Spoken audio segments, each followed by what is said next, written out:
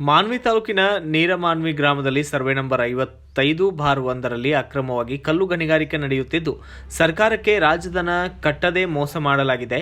ಹೀಗಾಗಿ ರಾಯಚೂರು ಗಣಿ ಅಧಿಕಾರಿ ಪುಷ್ಪಲತಾ ಅವರೇ ನೇರ ಹೊಣೆ ಎಂದು ಆರೋಪಿಸಿ ದಲಿತ ಮುಖಂಡ ಗುರುರಾಜ್ ನಾಗಲಾಪುರ್ ಪ್ರತಿಭಟನೆಯನ್ನು ನಡೆಸಿದ್ದು, ಇನ್ನು ಶಾಸಕರ ಭವನದ ಮುಂದೆ ಮಾನ್ವಿ ಪಟ್ಟಣದಲ್ಲಿ ಧರಣಿಯನ್ನು ನಡೆಸಿ ಗಣಿ ಅಧಿಕಾರಿ ಪುಷ್ಪಲತಾ ವಿರುದ್ಧ ಧಿಕ್ಕಾರ ಕೂಗಲಾಗಿದೆ. ಇನ್ನು ನೀರಮಾನ್ವಿಯಲ್ಲಿ ಅಕ್ರಮವಾಗಿ ನಡೆಯುತ್ತಿದ್ದು ಅಂದಾಜು 1,00,000 ಟನ್ ಹೆಚ್ಚುವರಿ ಕಲ್ಲು ಗಣಿಗಾರಿಕೆ ಮಾಡಿದ್ದು ಹಿರಿಯ ಅಧಿಕಾರಿಗಳಿಂದ ಪುನಃ ಸರ್ವೆ ಮಾಡಿಸಬೇಕೆಂದು ಹೋರಾಟಗಾರರು ಒತ್ತಾಯಿಸಿದ್ದಾರೆ. ಇನ್ನು ಸರ್ಕಾರದ ನಿಯಮದ ಪ್ರಕಾರ ಪರಿಶಿಷ್ಟ ಜಾತಿ ಪಂಗಡದವರಿಗೆ ಕಲ್ಲು ಕಟ್ಟಡ ಕ್ವಾರಿಯನ್ನು ಗುರುತಿಸಿ ಟೆಂಡರ್ ಕರೆಯಲು ಅವಕಾಶ ಇದೆ. ಆದರೆ ಗಣಿ ಅಧಿಕಾರಿ ಪುಷ್ಪಲತಾ ಅವರು ರಾಯಚೂರು ಜಿಲ್ಲೆಯಲ್ಲಿ ಇದುವರೆಗೂ ಟೆಂಡರ್ ಕರೆದಿಲ್ಲ ಎಂದು ಆಕ್ರೋಶ ವ್ಯಕ್ತಪಡಿಸಿದ್ದಾರೆ.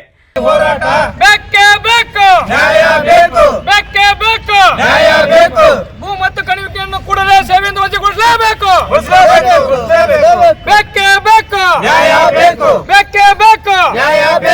ಅಕ್ರಮವಾಗಿ ಗುಡ್ಡವನ್ನು ಕೊಳ್ಳೆ ಹೊಡೆದಿರುವ ಗುತ್ತಿದಾರರನ್ನು ಪರವಾನಗಿಯನ್ನು ಕೂಡಲೇ ಲೈಸೆನ್ಸ್ ರದ್ದು ಮಾಡಲೇಬೇಕು.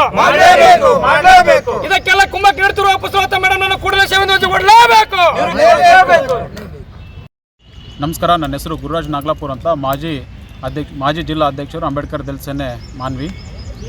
ನಾವು ನೀರ್ಮಾನ್ವಿ ಗ್ರಾಮದ ಸರ್ವೆ ನಂಬರ್ 55/1 ಮತ್ತು 56ರಲ್ಲಿ ಸುಚೇತ್ ಮಿಲೇನಿಯಂ ಅನ್ನೋರು ಅಕ್ರಮವಾಗಿ ಗಣಿಗಾರಿಕೆ ಮಾಡ್ತಾ ಇದ್ದಾರೆ. ಪರವಾನಗಿ ತೊಗೊಂಡಿರೋದೇನಂತ ಹೇಳಿದರೆ ಕೃಷಿ ಅಭಿವೃದ್ಧಿ ಮಾಡ್ತೀವಿ ಅಂತ ಹೇಳಿ ಶಂಕ್ರಮವನ ಹೆಸರಲ್ಲೇ ಪರವಾನಗಿ ತೊಗೊಂಡಿದ್ದಾರೆ. ಆ್ಯಕ್ಚುಲಿ ಅಲ್ಲಿ ಬ್ಲಾಸ್ಟಿಂಗ್ ಅವು ಎಲ್ಲ ಮಾಡಬಾರ್ದು, ದೊಡ್ಡ ಮಟ್ಟದ ಗಣಿಗಾರಿಕೆ ಕೂಡ ಮಾಡಬಾರ್ದು. ಇದರ ವಿರುದ್ಧ ನಾವು ಹೆಚ್ಚುವರಿ ನಿರ್ದೇಶಕರು ಗಣಿ ಮತ್ತು ಭೂ ವಿಜ್ಞಾನ ಇಲಾಖೆ ಬಳ್ಳಾರಿ ಇವರಿಗೆ ನಾವು ದೂರು ಕೊಟ್ಟಿದ್ವಿ ಆಗಸ್ಟ್ ತಿಂಗಳಲ್ಲಿ. ಅದಾದ ನಂತರ ಅವರು ಮತ್ತು ರಾಯಚೂರು ಗಣಿ ಮತ್ತು ಭೂ ವಿಜ್ಞಾನ ಇಲಾಖೆದವರು ಜಂಟಿ ಸ್ಥಾನಿಕ ಪರಿಶೀಲನೆ ಮಾಡಿ ಅಲ್ಲಿ ಒಂದು 18,000 ಹೆಚ್ಚುವರಿ ಟನ್ನನ್ನು ಹೆಚ್ಚಾಗಿ ಪರವಾನಗಿ ಕೊಟ್ಟೋದಕ್ಕಿಂತ ಹೆಚ್ಚಾಗಿ ಹೊಡೆದಿದ್ದಾರೆ, ಕಟ್ಟಡ ಕಲ್ಲನ್ನು ಹೊಡೆದಿದ್ದಾರೆ ಅಂತ ಒಂದು ವರದಿ ಕೊಟ್ಟರು. ಅದು DGPS ಸರ್ವೆ ಮೂಲಕ 18,000 ಹೆಚ್ಚುವರಿ ಟನ್ ಕಲ್ಲು ಹೊಡೆದಿದ್ದಾರೆ ಅಂತ ಒಂದು ವರದಿ ಕೊಟ್ಟರು. ಅದಾದ ನಂತರ ಅವರಿಗೆ ಸುಚಿತ್ ಮಿಲೇನಿಯಂ ಅವರಿಗೆ ಗಣಿ ಮತ್ತು ಭೂ ವಿಜ್ಞಾನ ಇಲಾಖೆ ರಾಯಚೂರು ಅವರು ದಂಡ ಪಾಲಿಸಲಿಕ್ಕೆ ಲೆಟರ್ ಕೊಟ್ಟರು. ಆದರೆ ನೋಟಿಸ್ ಕೊಟ್ಟ ಮೇಲೆ ಅವರು ಜಿಲ್ಲಾಧಿಕಾರಿಗಳಿಗೆ ಹೋಗಿ ನಾನು ತಿಳಿಯದೇ ಇರುವಂಥ ಭಾಷೆಯಲ್ಲಿ ಕೊಟ್ಟಿದ್ದಾರೆ ಅಂತ ಹೇಳಿ ಇದುವರೆಗೂ ಅವರು ದಂಡವನ್ನು ಪಾವತಿ ಮಾಡಿರೋದಿಲ್ಲ. ಅದರ ವಿರುದ್ಧ ನಾವು ಈ ದಿನ ಒಂದು ಹೋರಾಟ ಹಮ್ಮಿಕೊಂಡಿದ್ದೀವಿ. ನಮ್ಮ ಬೇಡಿಕೆ ಏನಿದಾವೆ ಅಂತ ಹೇಳಿದರೆ, ಇದಕ್ಕೆಲ್ಲ ಹಿರಿಯ ಭೂವಿಜ್ಞಾನಿ ಆಗಿದ್ದಾರಲ್ಲ ಪುಷ್ಪಲತಾ ಅವರು ಇದಕ್ಕೆ ಕುಮ್ಮಕ್ಕು ಕೊಡ್ತಾ ಇದ್ದಾರಂತ, ಅವರನ್ನು ಬೇರೆ ಕಡೆ ವರ್ಗಾವಣೆ ಮಾಡಬೇಕು ಅಂತ ನಾವೊಂದು ಬೇಡಿಕೆಯನ್ನು ಇಟ್ಕೊಂಡು ಹೋರಾಟ ಮಾಡ್ತಾಯಿದ್ವಿ. ಈಗಾಗಲೇ ಅವರು 2018ರಲ್ಲಿ ACB ಬಲೆಗೆ ಬಿದ್ದು ಇದೇ ರಾಯಚೂರಿನಲ್ಲಿ ಮತ್ತು ಅದೇ ಸ್ಥಳಕ್ಕೆ ಮತ್ತೆ ವರ್ಗಾವಣೆಯಾಗಿ ಬಂದಿದ್ದಾರೆ. ಅವರನ್ನು ಬೇರೆ ಕಡೆ ವರ್ಗಾವಣೆ ಮಾಡಬೇಕು. ಅವರಿದ್ದರೆ ಇನ್ನು ಈ ಥರ ಅಕ್ರಮ ಚಟುವಟಿಕೆಗಳು ಜಾಸ್ತಿ ಆಗ್ತವ, ಅಕ್ರಮ ಗಣಿಗಾರಿಕೆ ಆಯಿತು, ಮರಳು ಸಾಗಾಣಿಕೆ ಆಯಿತು ಜಾಸ್ತಿ ಆಗುತ್ತಾ ಅಂತ ಹೇಳಿ ಅವ್ರನ್ನ ಬೇರೆ ಕಡೆ ವರ್ಗಾವಣೆ ಮಾಡಬೇಕಂತ ನಾವು ಈ ದಿನ ಹೋರಾಟ ಮಾಡ್ತಾಯಿದ್ವಿ. ಅದಾದಮೇಲೆ ಸರ್ವೆ ನಂಬರ್ ಏನು ನಾವು ತೋರಿಸಿದ್ವಿ 55/1, 56ರಲ್ಲಿ ಮತ್ತೆ ಗಣಿಗಾರಿಕೆ ಆಗಸ್ಟ್ ತಿಂಗಳಿಂದ ಇದುವರೆಗೂ ನಿಂತಿಲ್ಲ. ಹೆಚ್ಚುವರಿ ನಿರ್ದೇಶಕರು ಬಳ್ಳಾರಿಯವರು ಒಂದು ಲೆಟರ್ ಕೊಟ್ಟಿದ್ರು ಇವರಿಗೆ, ಏನಂತ ಅಂದರೆ ಟಾಸ್ಕ್ ಫೋರ್ಸ್ ಕಮಿಟಿಗೆ ನಿರ್ಧಾರ ಮಾಡುವವರೆಗೂ ಅಲ್ಲಿವರೆಗೂ ಈ ಒಂದು ಗಣಿಗಾರಿಕೆ ನಡಿಬಾರ್ದು ಅಂತ. ಯಾವಾಗ ಅಕ್ಟೋಬರ್ 14ಕ್ಕೆ ಲೆಟರ್ ಕೊಟ್ಟಿದ್ದರು. ಆದರೆ ಇವತ್ತಿಗೂ ಗಣಿಗಾರಿಕೆ ನಡೀತಾನೇ ಇದೆ. ಅದರ ಕುರಿತು ನಾವು ವಾಟ್ಸಪ್ನಲ್ಲಿ ವಿಡಿಯೋ ಹಾಕಿರ್ಬೋದು, ಫೋಟೋಸ್ ಹಾಕಿ ಅವ್ರಿಗೆ ನಾವು ಕಳಿಸಿದರೆ ಅದ್ರ ಬಗ್ಗೆ ರೆಸ್ಪಾನ್ಸೇ ಮಾಡಲ್ಲ ಅವರು.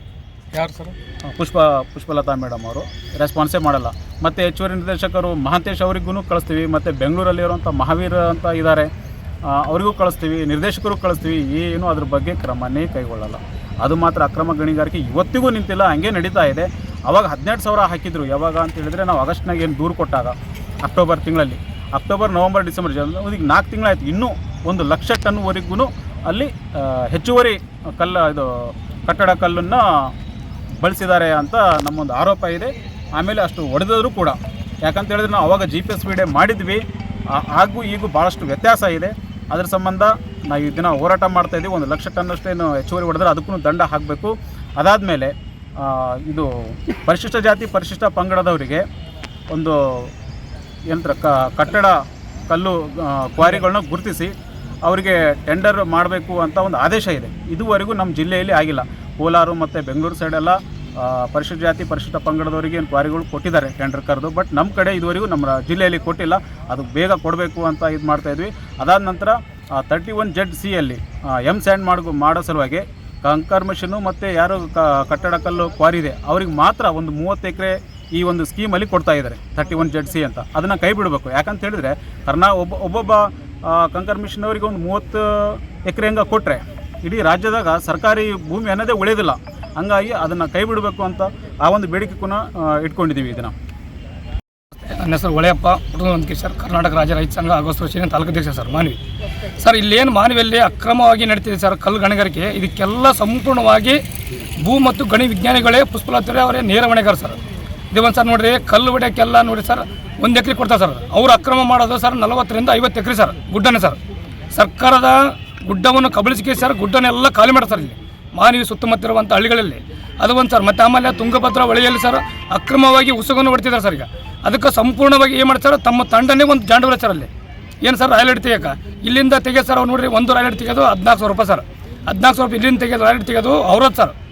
ಅವ್ರದ್ದು ತೆಗೆದಾಗ ಇಲ್ಲಿ ಒಂದು 14 ಟ್ರಿಪ್ಪನ್ನು ಹೊಡ್ಕೊಂತ ಸರ್. ಇಲ್ಲಿ ಎಲ್ಲಿಗೆ ಸರ್, ರಾಯಚೂರಿಗೆ 4ರಿಂದ 5 ಟ್ರಿಪ್ ಹೊಡ್ತಾರೆ ಸರ್. ಈಗ ಸಂಪೂರ್ಣವಾಗಿ ಅದಕ್ಕೆಲ್ಲ ಕುಮ್ಮಕ್ಕೆ ನೀಡ್ತಿರುವಂಥ ಅಧಿಕಾರಿ ಪುಷ್ಪಲತಾ ಸರ್ ನೇರ ಹೊಣೆಗಾರ ಸರ್. ಈಗ ಅಲ್ಲ ಸರ್, ಈ ರೀತಿಯಾಗಿ ಅಕ್ರಮ ಕಲ್ಲು ಗಣಿಗಾರಿಕೆ, ಅಕ್ರಮ ಮರಳು ಮಾಫಿಯಾ ದಂಧೆ ನಡೀತದ ಮೇಲೆ ಏನ್ರಿ ಮಾನ್ವಿಯಲ್ಲಿ ಕಾನೂನು ಇದೆನಾ ಅಥವಾ ಏನಾದರೂ ಸಂವಿಧಾನ ಪ್ರತ್ಯೇಕವಾಗಿದೆ ಮಾನ್ವಿಯಲ್ಲಿ? ಸರ್ ನೋಡ್ರಿ ಸರ್, ಈಗ ರಾಜಕೀಯ ಎಂಬುದು ವ್ಯಕ್ತಿಗಳಿದಾರಲ್ಲ ಸರ್, ಈಗ ಸಂಪೂರ್ಣವಾಗಿ ಭೂ ಮತ್ತು ಗಣಿ ವಿಜ್ಞಾನಿಗಳಿಗೆ ಅವರಿಗೆ ಸಂಪೂರ್ಣವಾಗಿ ಬೆಂಬಲವಾಗಿ ನಿಂತಿದ್ದಾರೆ ಸರ್. ಈಗ ಪ್ರತಿಯೊಂದು ರಾಜಕಾರಣ ಸರ್. ಈಗ ನಾನು ಯಾವ ಪಕ್ಷ ಅಂತ ಹೇಳೋದು ಸರ್. ಈಗ ಎಲ್ಲ ಪಕ್ಷರು ಸರ್, ಈಗ ಎಲ್ಲ ಪಕ್ಷರು ಸಂಪೂರ್ಣವಾಗಿ ಸುಮಲಂತವರ ಭೂ ಮತ್ತು ಗಣಿ ವಿಜ್ಞಾನಿಗಳಿದ್ದಾರೆ ಸರ್. ಈಗ ಅವರಿಗೆ ಬೆನ್ನೆಲುಬಾಗಿ ನಿಂತಿದ್ದಾರೆ ಸರ್. ಈಗ ಉಸುಗು ಹೊಡ್ತಿದ್ದಾರೆ ಸರ್, ಕಲ್ಲು ಗಣಿಗಾರಿಕೆ ಮಾಡ್ತಿದ್ದಾರೆ, ಮತ್ತು ಆಮೇಲೆ ಕಲ್ಲು ಕೂಡ ಹೊಡ್ತಿದ್ದಾರೆ ಸರ್. ಈಗೇನು ಸರ್ ರಾಯಚೂರಿಂದ ಸರ್ ಸಿಂಧನೂರಿಗೆ ರಸ್ತೆ ಸಂಪರ್ಕ ಕಲ್ಪಿಸಿದ್ದಾರೆ ಸರ್. ಈಗ ಅದಕ್ಕೆಲ್ಲ ನೋಡಿ ಸರ್, ಈಗ 1 ಎಕರೆ ಎಣ್ಣೆ ಮಾಡ್ಕೊಂಡು ಕೇಸಿ 1 ಎಕರೆಗೆ ಮಾತ್ರ ಮರಮ ತೆಗಿಬೇಕು ಸರ್. ಈಗ ಅದು ಮತ್ತು ಆಮೇಲೆ ಟೆಸ್ಟಿಂಗ್ ಕಳಿಸಿ ಮರಮ ಓಕೆ ಆದ್ರೆ ಮಾತ್ರ ಅದೆಲ್ಲ ಅಪ್ರೂವ್ ಕೊಡೋಕೆ ಸರ್. ಅದೆಲ್ಲ ಏನು ಮಾಡಿ ಸರ್, ಬಂದ್ರನ 1 ಎಕರೆ ತೊಗೊಂಡ್ರನ ಅದನ್ನೆಲ್ಲ ತೆಗೆದ್ರನ ರೋಡ್ ಮಾಡ್ಕೊಂಡ್ರೆ ಬಿಟ್ಟೋಗ್ಬಿಡ್ರ ನೆನಪದು ದುಡ್ಡಿನ ಆಮೇಲೆ ತೋರಿಸ್ಕೇಸಿ ಸರ್. ನೋಡಿರಿ, ಈಗ ಇರುವಂಥ ರೈತರನ್ನೆಲ್ಲ ದಿಕ್ಕು ತೋರಿಸುವಂಥ ಕೆಲಸ ಮಾಡ್ತೀವಿ ಸರ್. ಈಗ ಸಂಪೂರ್ಣವಾಗಿ ಅದನ್ನೆಲ್ಲ ಮರಮನ್ನು ತೆಗೆದು ಅದನ್ನು ಸ್ಟಾಪ್ ಮಾಡ್ಬೇಕು ಸರ್. ಅದನ್ನೆಲ್ಲ ಟೆಸ್ಟಿಂಗ್ ರಿಪೋರ್ಟ್ ಕೊಡಬೇಕು, ಮತ್ತು ಎಣ್ಣೆ ಮಾಡಬೇಕು. ಎಣ್ಣೆ ಮಾಡಿ ಅದು ವರದಿ ಒಂದು ಪ್ರಕಾರ ಆ ಕಾಮಗಾರಿಯನ್ನು ಸ್ಥಾಪನೆ ಮಾಡೋಕ್ಕೆ ಅನುಮತಿ ನೀಡಬೇಕು ಸರ್. ಇದಕ್ಕೆಲ್ಲ ಕುಮ್ಮಕ್ಕೆ ನಿಂತಿರುವಂಥ ನೇರವಾಗಿ ಸರ್ ಭೂ ಮತ್ತು ಗಣಿ ವಿಜ್ಞಾನಿಗಳೇ ನೇರವಾಗಿ ಹೊಣೆಗಾರ ಸರ್. ನೋಡಿ ಸರ್, 3 ಫೀಟ್ ಒಳಗಡೆ ಕಂದಾಯ ಇದ್ದಾವೆ ಸರ್. ತಜ್ಞರು ಅವ್ರದ್ದು 3 ಫೀಟ್ ಒಳಗಡೆ ಕೆಳಗೆ ಬಂದ್ರೆ ಅಂತ ಭೂ ಮತ್ತು ಗಣಿ ವಿಜ್ಞಾನಿಗಳು ಕೊಡಬೇಕು ಸರ್. ಅದಕ್ಕೆಲ್ಲ ರಿಪೋರ್ಟ್ ಅವರು ಭೂ ಮತ್ತು ಗಣಿ ವಿಜ್ಞಾನ ಕೊಟ್ಟಿಲ್ಲ, ತಜ್ಞರು ಕೊಟ್ಟಿಲ್ಲ, ಯಾರು ಕೊಟ್ಟಿಲ್ಲ. ಸಂಪೂರ್ಣವಾಗಿ ಅವರೆಲ್ಲ ಶಾಮೀಲಿದ್ದು ಕೇಸಿ ಭೂಮಿಯನ್ನು ಕೊಳ್ಳೆ ಬಿಡ್ತಿದ್ದಾರೆ ಸರ್. ಅದನ್ನೆಲ್ಲ ತನಿಖೆ ಮಾಡಬೇಕು ಸರ್. ಮುಂದಿನ ದಿನಗಳಲ್ಲಿ ತನಿಖೆ ಮಾಡೋದು ಹೋದ ಸಂದರ್ಭದಲ್ಲಿ ಮುಂದಿನ ದಿನಗಳಲ್ಲಿ ಉಗ್ರವಾದ ಹೋರಾಟ ಮಾಡ್ಕೊಂಡು ನಮ್ಮ ಈ ಮೂಲಕ ಎಚ್ಚರಿಕೆ ನೀಡುತ್ತೆ sir. Bureau report, BV5 news Kannada, Manvi. Thanks for watching. Read, discuss and debate with editor Dr. Yan Prashant Rao. Wanted reporters in print, digital and visual media for Bharat Vaibhav Daily Newspaper, BV News 5 Channel and BV Fast Web News from all the talukas of Karnataka, Goa and Maharashtra. If interested, send your resume to 9019229369.